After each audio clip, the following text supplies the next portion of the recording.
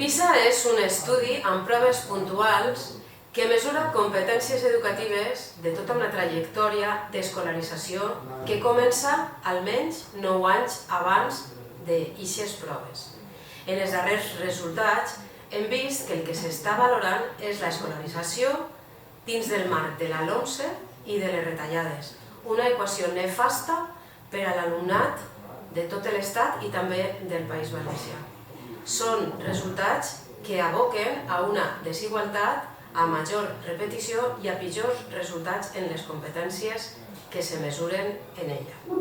De tota la bateria de variables, n'hi ha algunes que passen inadvertides i que per a nosaltres són importantíssimes.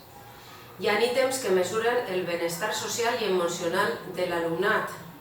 I, per exemple, hi ha 3 províncies en Xina que han tingut molt destacats els resultats de les competències científiques i en matemàtiques i, no obstant, tenen molt dolentes precisament aquests indicadors de benestar social i emocional. És això el que volem?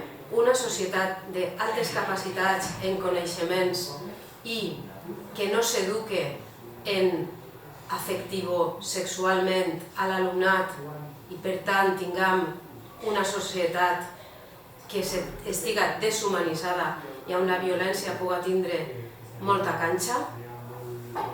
I altre indicador respecte de la lectura que ens preocupa moltíssim és que més del 90% de l'alumnat no sap distingir, quan llig, entre un fet i una opinió.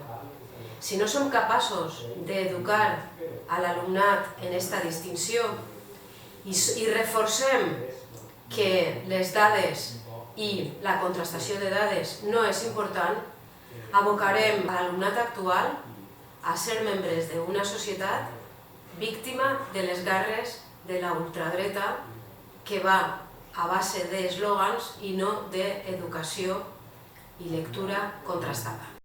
Per a la Federació d'Ensenyament de Comissions Obreres del País Valencià és fonamental que el professorat tinga espai, formació i poder contractual per a poder contrastar i combatre aquesta situació de lectura sesgada de la realitat.